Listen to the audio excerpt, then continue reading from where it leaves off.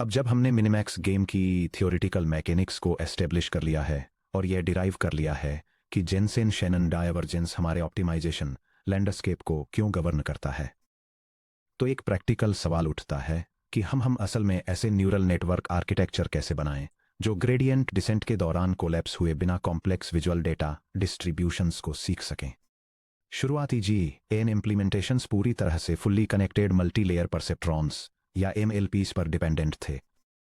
हालांकि एमएलपीज छोटे flattened vector डेटासेट्स जैसे कि 28 बाई 28 MNIST डिजिट्स के लिए ठीक ठाक काम करते थे, लेकिन उन्हें high resolution multi channel images पर स्केल करना डिजास्ट्रस साबित हुआ। डेंस लेयर्स स्पेशियल स्ट्रक्चर्स को फ्लैट कर देती हैं, जिससे आसपास के पिक्सल्स को भी उसी स्ट्रक्चरल इंडिपेंडेंस के साथ ट्रीट किया जाता है जैसे इमेज के दूसरी तरफ के पिक्सल्स को। इसके अलावा हाई रेजोल्यूशन ग्रिड्स पर फुल्ली कनेक्टेड लेयर्स के बहुत ज्यादा पैरामीटर काउंट की वजह से एक्सप्लोसिव मेमोरी ओवरहेड और गंभीर ओवरफिटिंग होती है। 2015 में एलेक रेडरफोर्ड, ल्यूक मेट्सर और सौमित चिंतला ने एक लैंडमार्क पेपर पब्लिश किया जिसका टाइटल था unsupervised representation learning with deep convolutional generative adversarial networks या DCGAN। DCGAN ने स्पेशियल आर्किटेक्चरल रूल्स का एक कंसिस्टेंट सेट इंट्रोड्यूस किया जिसने स्पेशियल कन्वोल्यूशनल न्यूरल नेटवर्क्स या CNNs और एडवर्सेरियल ऑप्टिमाइजेशन के बीच के गैप को पाट दिया। इस सेक्शन में हम DCGANs की स्पेशियल मैकेनिक्स को ब्रेक डाउन करेंगे, ट्रांसपोज्ड कन्वोल्यूशंस के लीनियर अलजेब्रा को अनपैक करेंगे, उन कोर डिजाइन गाइडलाइंस को एक्सप्लोर करेंगे जिन्होंने स्टेबल GAN ट्रेनिंग को पॉसिबल बनाया, और पाईटॉर्च में एक प्रोडक्शन रेडी जनरेटर बनाएंगे। Section break. Spatial down sampling से अप सैंपलिंग तक ट्रांसपोज्ड कन्वोल्यूशंस की जरूरत। ट्रेडिशनल कंप्यूटर विजन टास्क जैसे कि इमेज क्लासिफिकेशन या ऑब्जेक्ट डिटेक्शन में special convolutional networks channel depth को बढ़ाते हुए स्पेशल डायमेंशंस को धीरे धीरे कम करते हैं। एक 224 बाय 224 बाय 3 इमेज को स्ट्राइडेड कन्वोल्यूशन या मैक्स पूलिंग लेयर्स से गुजारा जाता है, जो स्पेशल रेजोल्यूशन को कंप्रेस करके 7 बाय 7 बाय 512 जैसे डेंस फीचर मैप में बदल देता है, जिसे बाद में एक क्लासिफिकेशन वेक्टर में फ्लैट कर दिया जाता है। एक जेनरेटिव एडवर्सेरियल नेटवर्क को अपने जनरेटर में बिल्कुल अपोजिट ट्रांसफॉर्मेशन की जरूरत होती है। यह आर्किटेक्चरल डायग्राम एक जनरेटिव एडवर्सेरियल नेटवर्क के अंदर स्पेशियल रेजोल्यूशन चेंजेस को दिखाता है। डिस्क्रिमिनेटर नेटवर्क कन्वोल्यूशनल लेयर्स का यूज करके एक 3 चैनल इनपुट इमेज को एक डेंस फीचर रिप्रेजेंटेशन में कंप्रेस करता है, जबकि generator network inverse operation perform करता है, जो ट्रांसपोज्ड कन्वोल्यूशंस का यूज करके एक लो डायमेंशनल लेटेंट वेक्टर को एक फुल साइज्ड सिंथेटिक इमेज में एक्सपेंड करता है। जनरेटर एक low dimensional 1D latent noise vector z लेता है, जिसे मीन 0 और आइडेंटिटी वाले एक नॉर्मल डिस्ट्रीब्यूशन से सैंपल किया जाता है, जिसे भी $1, डायमेंशन के एक स्पेशल टेंसर के रूप में कॉन्सेप्चुअलाइज किया जा सकता है, और ये धीरे धीरे इसकी स्पेशल हाइट और विड्थ को एक्सपेंड करता है, जबकि चैनल डेप्थ को तब तक कम करता है जब तक कि ये एक synthetic image tensor B, C, H, W produce न कर दे, जैसे कि BB, 3, 664। इस स्पेशल एक्सपेंशन को अचीव करने के लिए हम सिर्फ standard 2D convolutions NN.conv 2D का यूज नहीं कर सकते, जो नेचुरल तरीके से स्पेशल डायमेंशंस को कंप्रेस या मेंटेन करते हैं। हमें एक ऐसे ऑपरेशन की जरूरत है जो स्पेशल डाउन सैंपलिंग को रिवर्स कर दे, यानी transposed convolutions NN.conv transpose 2D, जिसे हिस्टोरिकली फ्रैक्शनली स्ट्राइडेड कन्वोल्यूशंस कहा जाता था, या गलत तरीके से डीकन्वोल्यूशंस टर्म दी गई थी। Section break. ट्रांसपोज्ड कन्वोल्यूशंस के मैथमेटिकल मैकेनिक्स। यह समझने के लिए कि एक ट्रांसपोज्ड कन्वोल्यूशन कैसे एक स्पेशल टेंसर को एक्सपेंड करता है, आइए हम इसका डायरेक्ट कंपैरिजन एक स्टैंडर्ड फॉरवर्ड कन्वोल्यूशन से करें। मैट्रिक्स मल्टीप्लिकेशन के रूप में स्टैंडर्ड कन्वोल्यूशन। एक सिंपल 1D स्टैंडर्ड कन्वोल्यूशन पर विचार करें। मान लीजिए हमारे पास एक 1D input vector x = x1, x2, x3, x4 transposed है, और एक कर्नेल के इक्वल टू के 1, के 2, के 3 ट्रांसपोज्ड है, जिसे स्ट्राइड s = 1 और पैडिंग p = 0 के साथ अप्लाई किया गया है। यह कन्वोल्यूशन इनपुट पर कर्नेल को स्लाइड करता है ताकि एक output vector y = y1, y2 transposed produce किया जा सके। y सब 1 इक्वल्स के सब 1 टाइम्स x सब 1 प्लस के सब 2 टाइम्स x सब 2 प्लस के सब 3 टाइम्स x सब 3। y सब 2 इक्वल्स के सब 1 टाइम्स x सब 2 प्लस के सब 2 टाइम्स x सब 3 प्लस के सब 3 टाइम्स x सब 4। हम इस एग्जैक्ट ऑपरेशन को एक single matrix vector multiplication y equal to C x के रूप में एक्सप्रेस कर सकते हैं, जहां सी कर्नल वेट्स से बना एक स्पार्स ट्रांसफॉर्मेशन मैट्रिक्स है। कॉलम वेक्टर जिसके एलिमेंट्स y सब 1 y सब 2 हैं इक्वल्स है 2/4 मैट्रिक्स के जिसकी फर्स्ट रो के सब 1 के सब 2 2 के सब 3 0 है और सेकंड रो 0 के सब 1 के सब 2 के सब 2 के सब 3 है टाइम्स वो कॉलम वेक्टर जिसके एलिमेंट्स x सब 1 x सब 2 x सब 3 x सब 4 हैं। ट्रांसफॉर्मेशन मैट्रिक्स सी के शेप पर ध्यान दें। इसमें 2 रोज जो कि आउटपुट डायमेंशन है और 4 कॉलम्स जो कि इनपुट डायमेंशन है होते हैं, जिसके रिजल्ट के रूप में 4 से 2 का एक स्पेशल डाउन सैंपलिंग होता है। ट्रांसफॉर्मेशन मैट्रिक्स को ट्रांसपोज करना। क्या होगा अगर हम सी का मैट्रिक्स ट्रांसपोज लें, जिसे सी ट्रांसपोज कहा जाता है, और इसे एक छोटे इनपुट वेक्टर जेड से मल्टीप्लाई करें जो वेक्टर z1 z2 ट्रांसपोज के इक्वल है। बोल्ड सी ट्रांसपोज इक्वल्स है 4/2 मैट्रिक्स के जिसकी फर्स्ट रो के सब 1 0 है, सेकंड रो के सब 2 के सब 1 है, थर्ड रो के सब 3 के सब 2 है और फोर्थ रो 0 के सब 3 है। मैट्रिक्स मल्टीप्लिकेशन परफॉर्म करते हुए x prime equal to C transpose z। The column vector with elements x prime 1 x prime 2 x prime 3 और x prime 4 equals the 4/2 matrix with rows के 1 0 के 2 के 1 के 3 के 2 और 0 के 3 multiplied by the column vector with elements z और z2 which equals the column vector with elements के 1 z1 के 2 z1 प्लस के 1 z2 के 3 z1 प्लस के 2 z2 और के 3 z2। ध्यान दें कि अभी क्या हुआ। पहला 2 का इनपुट साइज एक्सपेंड होकर 4 का आउटपुट साइज हो गया। दूसरा बिल्कुल वही सेम वेट पैरामीटर्स के 1 के 2 2 के 3 यूज किए गए हैं, लेकिन स्पेशल कनेक्टिविटी का डायरेक्शनल फ्लो रिवर्स हो गया है। इस लीनियर ऑपरेशन को ट्रांसपोज्ड कन्वॉल्यूशन कहा जाता है। यह कोई मैथमेटिकल इन्वर्शन परफॉर्म नहीं करता है। यह कोई ट्रू डिकन्वॉल्यूशन नहीं है जो ओरिजिनल वैल्यूज को रिकवर करे, बल्कि ये लोअर डायमेंशनल फीचर मैप्स को हायर डायमेंशनल स्पेशल स्पेसेज में प्रोजेक्ट करने के लिए एक कन्वॉल्यूशन मैट्रिक्स की ट्रांसपोज्ड स्ट्रक्चरल टोपोलॉजी को अप्लाई करता है। यह डायग्राम एक 2 डायमेंशनल ट्रांसपोज्ड कन्वॉल्यूशन के स्टेप बाय स्टेप प्रोसेस को इलस्ट्रेट करता है। यह दिखाता है कि कैसे एक सिंगल वैल्यू इनपुट टेंसर को एक 3/3 कर्नेल मैट्रिक्स से मल्टीप्लाई किया जाता है, जिससे एक 3/3 आउटपुट ग्रिड मिलता है जहां हर एलिमेंट इनपुट वैल्यू और करस्पॉन्डिंग कर्नेल वेट का प्रोडक्ट होता है। जब ट्रांसपोज्ड कन्वॉल्यूशन पर 1 से ग्रेटर स्ट्राइड एस अप्लाई किया जाता है तो इस ऑपरेशन को एडजेसेंट इनपुट पिक्सल्स के बीच 0 पैडिंग रखने के रूप में विजुअलाइज किया जा सकता है, इसीलिए इसे फ्रैक्शनली स्ट्राइडेड नाम दिया गया है। इससे पहले कि एक्सपेंडेड ग्रिड पर एक स्टैंडर्ड कर्नल कन्वॉल्यूशन अप्लाई किया जाए। Spatial dimension formulas. एक standard 2D convolution nn.conv 2D के लिए स्पेशल डायमेंशन आउटपुट इक्वेशन है h out h in plus 2p minus k divided by s की क्वांटिटी के फ्लोर प्लस 1 के बराबर है। एक transpose 2D convolution nn.conv transpose 2D के लिए स्पेशल डायमेंशन आउटपुट कैलकुलेट करने के लिए हम टारगेट स्पेशल रिजोल्यूशन को सॉल्व करने के लिए इस रिलेशन को रीअरेंज करते हैं। h out h in -1 की quantity times s minus 2p plus के प्लस आउटपुट पैडिंग के बराबर है, जहां h in input special dimension है हाइट या विड्थ, s कन्वॉल्यूशन स्ट्राइड है, p इम्प्लिसिट 0 पैडिंग है जो दोनों साइड्स में ऐड की जाती है, k कर्नल साइज है। आउटपुट पैडिंग एक एडिशनल सिंगल साइडेड एडजस्टमेंट है जिसका यूज स्पेशल एम्बिग्यूटी को रिजॉल्व करने के लिए किया जाता है जब स्ट्राइड s 1 से ग्रेटर होता है। Worked special arithmetic example. मान लीजिए हमारे पास एक 4/4 स्पेशल फीचर मैप है h in इक्वल्स 4 और हम इसकी रेजोल्यूशन को डबल करके 8/8 करना चाहते हैं। h out equals 8 standard DCGAN architectural parameters का यूज करते हुए k इक्वल्स 4 s इक्वल्स 2 और p इक्वल्स 1। h out 4 - 1 की क्वांटिटी टाइम्स 2 - 2 टाइम्स 1 + 4 + 0 के बराबर है। h out 3 टाइम्स 2 - 2 + 4 के बराबर है जो 6 - 2 + 4 के बराबर है जो 8 के बराबर है। आउटपुट फीचर मैप क्लीनली 4/4 से 8/8 में एक्सपैंड होता है। Section break. DCGAN के 4 आर्किटेक्चरल ब्लूप्रिंट्स। DCGAN फ्रेमवर्क से पहले डीप कन्वॉल्यूशनल नेटवर्क्स के साथ गेन्स को ट्रेन करना बहुत ज़्यादा वोलेटाइल था।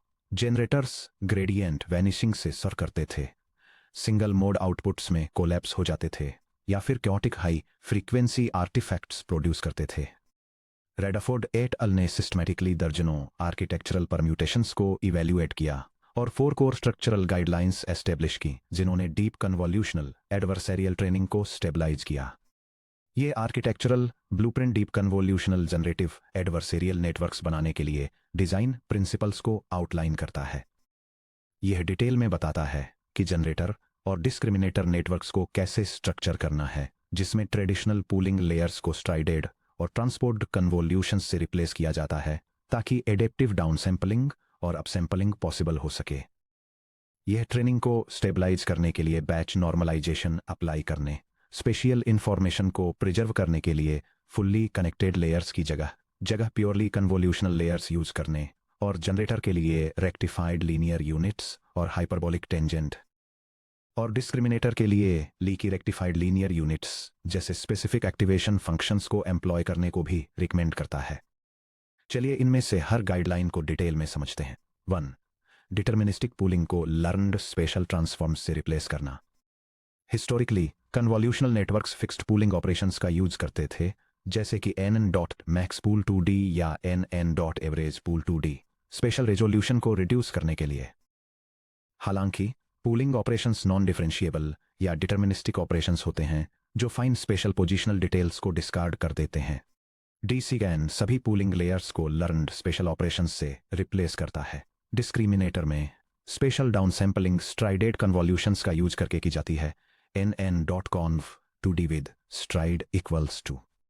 जनरेटर में स्पेशल अपसैम्पलिंग ट्रांसपोर्ट कन्वॉल्यूशंस का यूज करके की जाती है, nn.conv2d with stride equals to। Fixed pooling functions को पैरामीटराइज्ड कन्वॉल्यूशंस से रिप्लेस करके दोनों नेटवर्क्स ग्रेडियंट बैकअप प्रोपेगेशन के दौरान अपना खुद का ऑप्टिमल स्पेशल डाउन सैम्पलिंग और अपसैम्पलिंग फिल्टर्स लर्न करते हैं। बैच नॉर्मलाइजेशन रूल्स और edge case exclusions. Adversarial optimization में लेयर्स के बीच फीचर डिस्ट्रीब्यूशंस में ड्रामेटिक शिफ्ट होने का खतरा रहता है। ब्रैकेट ओपन जिसे इंटरनल कोवेरिएट शिफ्ट कहते हैं, ब्रैकेट क्लोज जिससे जनरेटर सभी लेटेंट वेक्टर्स को आइडेंटिकल आउटपुट्स में कोलैप्स कर देता है।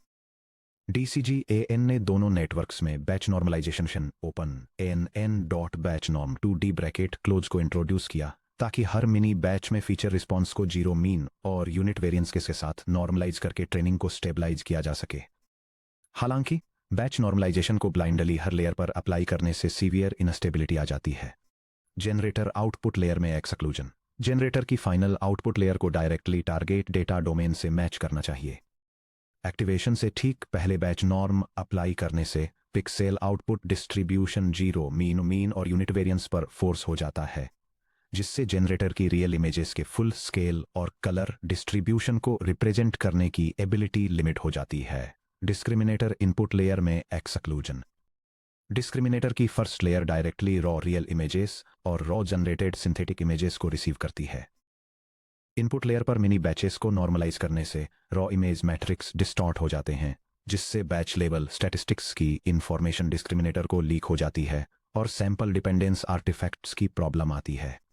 इस प्रकार बैच नॉर्मलाइजेशन का एग्जैक्ट रूल यह है जनरेटर सभी हिडन लेयर्स पर बैच नॉर्म 2D का मतलब है आउटपुट लेयर पर ओमिट। डिस्क्रिमिनेटर सभी हिडन लेयर्स पर बैच नॉर्म 2D का मतलब है इनपुट लेयर पर omit. ###3 dot elimination off fully connected hidden layers.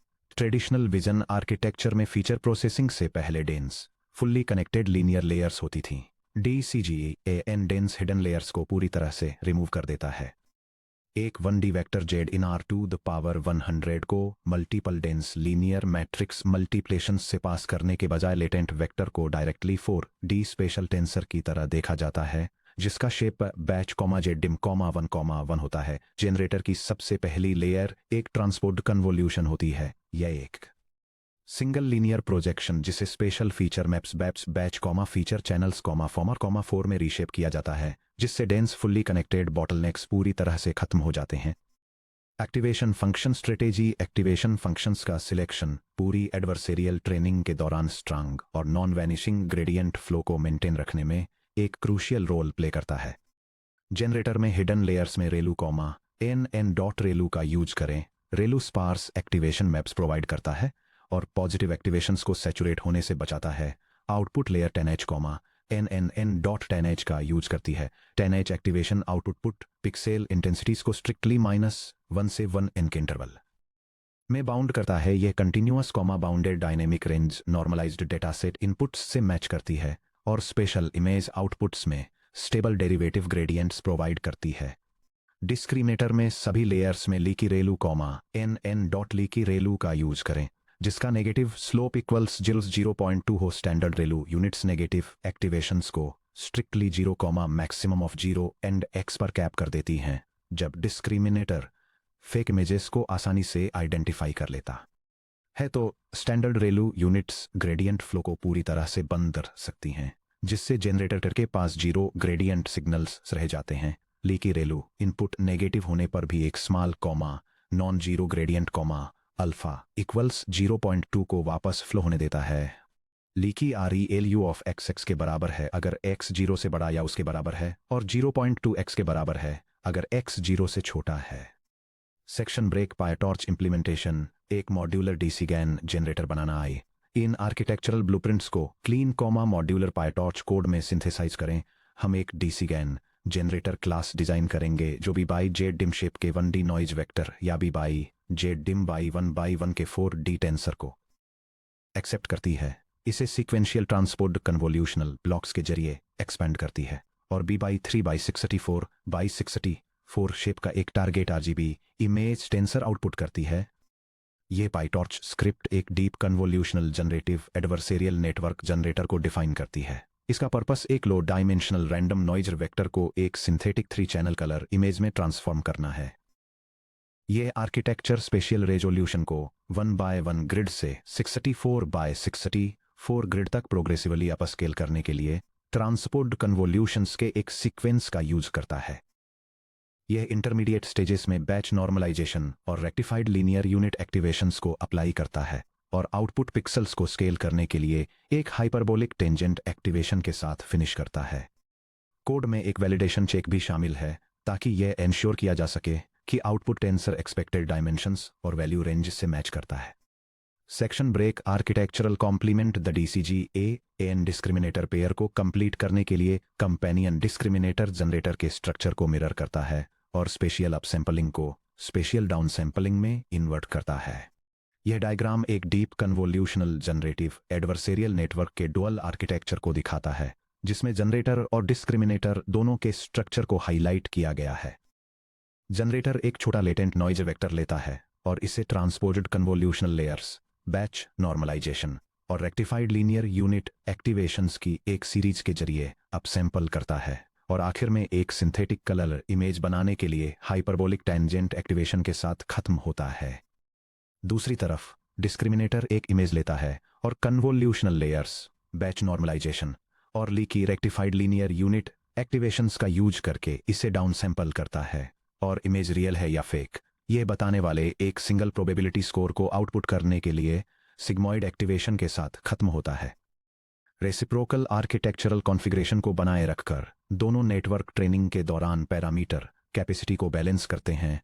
अगर डिस्क्रिमिनेटर जनरेटर के कंपैरिजन में ओवर पैरामीटराइज्ड है तो ये रियल इमेजेस और फेक इमेजेस के बीच अंतर करना जल्दी सीख जाएगा, जिससे जनरेटर का ग्रेडियंट वैनिश हो जाता है। इसके अपोजिट अगर जनरेटर डोमिनेट करता है तो डिस्क्रिमिनेटर का फीडबैक अनइन्फॉर्मेटिव हो जाता है।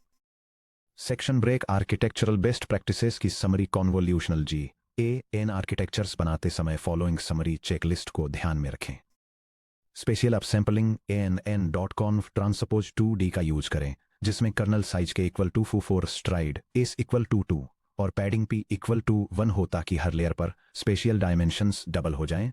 4x4 से 8x8 से 16x16 से 32x32 से 64x64 layer weights convolutional layers के लिए बायस एक 2 फॉल्स सेट करें, जिसके तुरंत बाद बैच नॉर्मलाइजेशन हो, क्योंकि बैच नॉर्म D का internal shift parameter beta convolution bias को रिडंडेंट बना देता है। नॉर्मलाइजेशन बाउंड्री कंडीशंस सभी हिडन स्पेशियल लेयर्स में बैच नॉर्म 2D DI करें, लेकिन इसे जनरेटर की फाइनल लेयर और डिस्क्रिमिनेटर की इनपुट लेयर से एक्सप्लिसिटली ओमिट कर दें। एक्टिवेशंस हिडन जनरेटर लेयर्स को RELU के साथ पेयर करें, आउटपुट जनरेटर लेयर्स को TANH के साथ और सभी डिस्क्रिमिनेटर लेयर्स को लीकी RELU के साथ, जिसमें नेगेटिव स्लोप इक्वल टू 0.2 हो। Section break. हालांकि DCG-AN के आर्किटेक्चरल रूल्स ने विजन टास्क के लिए एडवर्सेरियल ट्रेनिंग को काफ़ी स्टेबलाइज किया है, फिर भी GAN ट्रेनिंग एक नाजुक बैलेंसिंग एक्ट बनी हुई है। यहाँ तक ट्रांसपोर्ट कॉन्वोल्यूशंस और बैच नॉर्मलाइजेशन के साथ भी ट्रेनिंग के दौरान नेटवर्क अभी भी ऑप्टिमाइजेशन फेलियर से सफ़र कर सकते हैं।